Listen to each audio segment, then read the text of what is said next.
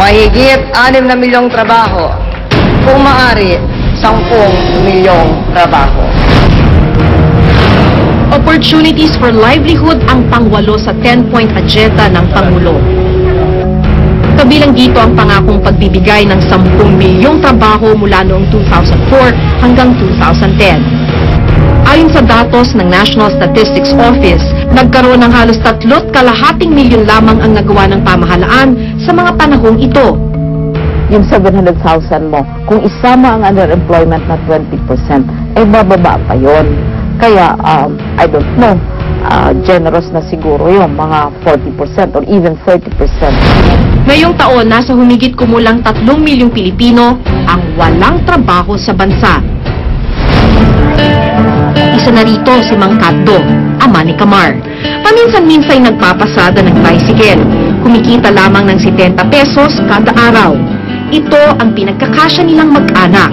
Pero ang mahirap, kadalasan ay hindi siya mapahiram ng tricycle, kaya madalas walang pasada at walang kita ang padre di pamilya. Gaano po ba kahirap maghanap ng hanap buhay? Mahirap din ka, walang ulan, walang init, kaya maghanap ka talaga, kumakain ka talaga. Kumita ka naman ng 50 o 100, ayos na yun para mabubuhay mga anak mo. Tumutulong sa pagtitinda ng kakaninang asawa. Kumikita ito ng 40 pesos kada araw. Pero hindi ito nakasasapat sa pangangailangan nila. Kunyari ako yung presidente, anong gusto mong hingin sa akin? Pera. Para hindi sumakatamatan ang mga kapatid ko. Kasama sa opportunities for livelihood ang pagkakaloob ng 3 milyong entrepreneurial support para sa small at medium-scale business. Ayon sa Department of Labor and Employment o DOLE, 7 milyong entrepreneurs ang nakinabang sa programang ito. Pero hindi raw naging epektibo ang programa dahil sa kabagalan ng pag-unlad ng mga negosyo. Mabagal naman ang pag-expand ng manufacturing, mabagal ang pag-expand ng mga businesses. So yun ang indicator natin na hindi pa umuobra itong mga pautang na ito. Siguro sa lending ganun din, 30%. Panghuli sa pangako sa job creation ang pamamahagi ng 2 milyong bilang ng farmland business para sa reformang pang-agraryo. Mula 2004, nasa halos 400,000 ektarya ang naipamudmod na lupain sa ilalim ng CARP.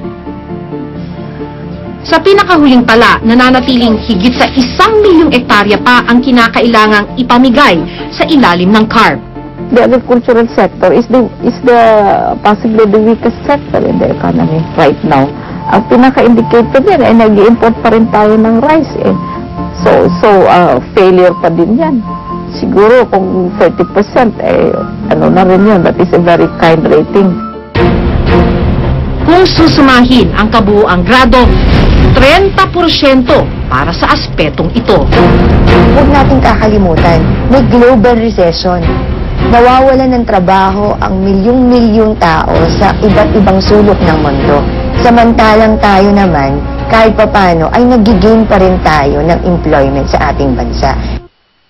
Metro Manila will be decongested with economic activity growing and spreading to new centers of government, business, and community in Luzon, in the Visayas, and in Mindanao.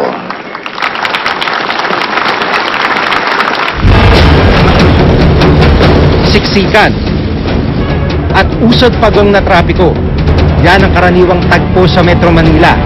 Pangako ng Pangulo, mas magiging maluwag ang Kalakhang, Maynila sa pamamagitan ng mga sumusunod na proyekto.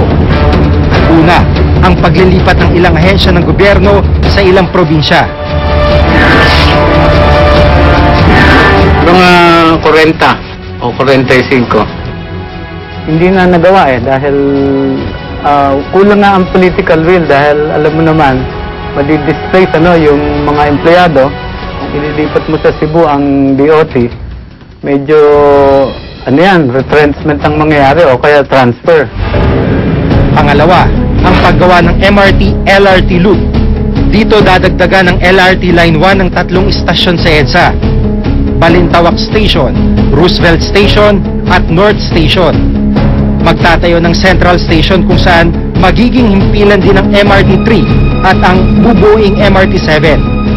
Nasimulan lang ang proyekto noong September 2008, kaya't hindi pa masabi ng Metrolink, ang consultant ng LRT North Extension with Common Station Project, kung kailan matatapos ito. Ang marka rito ng Pangulo. May nangyayari naman at matatapos ito ayon sa pangako bago mag-end ang kanyang term. So, bibigyan natin ito ng above passing. Kung 50, siguro mga 60. At ang huli, ang linkage project na magdudugtong sa North Rail at South Rail. 77% complete ang rutang Caloocan-Alabang, habang hindi pa nasisimulan ang bahagi nito mula Alabang-Calamba. 38.5 ang average nito. Pero dahil balot pa ng kontrobersya ang pinasukang rehabilitation project para sa North Rail sa pagitan ng gobyerno at China National Machinery and Equipment Corporation, ang grado ng ating eksperto, 35 lang siguro. Kung gagawa ka ng ganyang malaking proyekto, dapat yan nakaplano ng lahat para mabawasan yung mga delays. Eh, ang nangyari ngayon, maraming mga delays ang nangyari. Kanya hanggang ngayon, partially completed pa lang.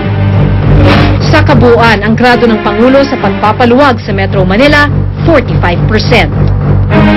Yung decongestion talagang, well, we have to provide all the facilities needed no, for the different regions para ma-encourage natin yung mga tao to go back. The Subic-Clark Corridor will be the most competitive international service and logistics center in the Southeast Asian region. Mga dating kampo ng mga Amerikanong binibidang susunod na yapak ng Singapore at Hong Kong sa Southeast Asia. Ang dating Subic Naval Base sa Zambales at ang dating Clark Air Base sa Pampanga.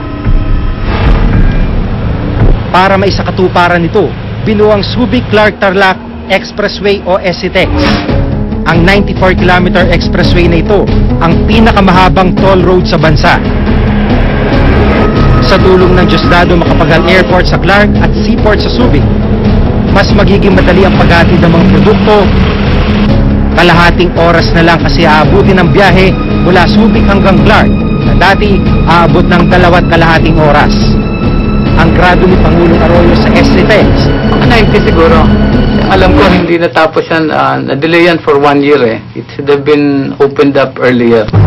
Habang ang grado naman sa pagtatatag ng economic enclaves ng Subic at Clark ay Taas yan, mga 90%. Partially developed na yan eh. So, kinapitalize mo yung meron ka ng existing facilities. Pero nabanggit ko nga, hindi lang Clark and Subic yan. Kasi it should involve the entire North Luzon. Dahil kailangan may integration yung mga economic hubs natin with other industries, particularly agricultural industries. ang marka ng Pangulo sa pag-develop ng Subic at Clark, 90%. Dahil ang mahalaga, nagawa niya lahat yung pundasyon, naumpisahan niya lahat ito nasa pipeline, no? And we're at least meron tayong magandang tinatanim.